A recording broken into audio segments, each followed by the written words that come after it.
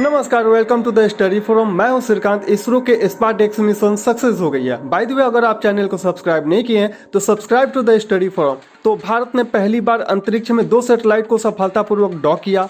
भारत दुनिया के टॉप देशों की सूची में शामिल हो गया है।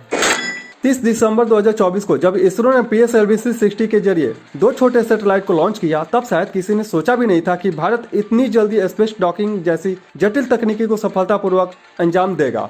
12 जनवरी को हुए ट्रायल में डॉकिंग सिस्टम को अंतिम रूप दिया गया और अब 14 जनवरी 2025 को इस मिशन की सफलता की आधिकारिक घोषणा कर दी गई है। आप पूछोगे डॉकिंग सिस्टम क्या है, तो मैं बताता हूं। अंतरिक्ष में डॉकिंग तकनीक का महत्व तब समझ में आता है जब एक मिशन के लिए कई रॉकेट लॉन्च करने की जरूरत हो। यह तकनीक सैटेलाइट को आपस में जोड़कर एक बड़ी संरचना बनाने या मिशन को आगे बढ़ाने में मदद करती है।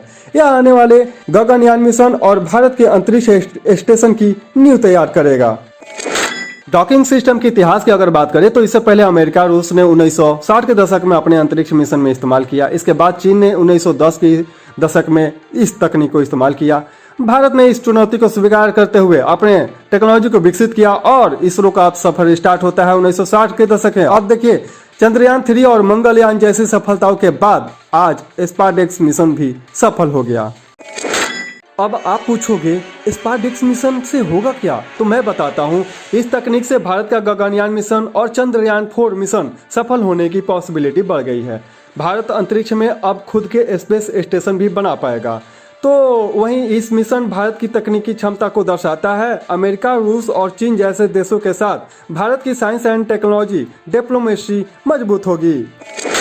इसरो चीफ एस सोमनाथ का इस मिशन को सक्सेस करने में काफी ज्यादा भूमिका रही है, पर प्रेजेंट में अब भी नारायण अध्यक्ष बन चुके हैं, इसरो चीफ बन चुके हैं। उन्होंने क्रायोजेनिक इंजीनियरिंग में अपने अनुभवों का साझा कर इस तकनीक को विकसित किया। ये आप पूरी तरह से हमारे इसरो चीफ की लिस्ट देख सकते हैं। सबको पता है कि इसरो चीफ एस सोमनाथ के टाइम में ही हमारे चंद्रयान 3 लॉन्च किए थे और सक्सेस हुआ था। स्पार्डेक्स में 2 सैटेलाइट को सफलतापूर्वक डॉक किया और इस उपलब्धि के साथ भारत दुनिया का चौथा देश बन गया जिससे यह तकनीक हासिल की। PSLV-60 रॉकेट से लॉन्च किए गए सैटेलाइट SDX-01 और SDX-02 ने 475 किलोमीटर की ऑर्बिट में यह ऐतिहासिक कदम पूरा किया। तो वहीं पर प्रधानमंत्री मोदी ने भी इस मिशन को भारत की विज्ञान और तकनीकी क्षमता का प्रतीक बताया और इसरो के वैज्ञानिकों को शुभकामनाएं दी।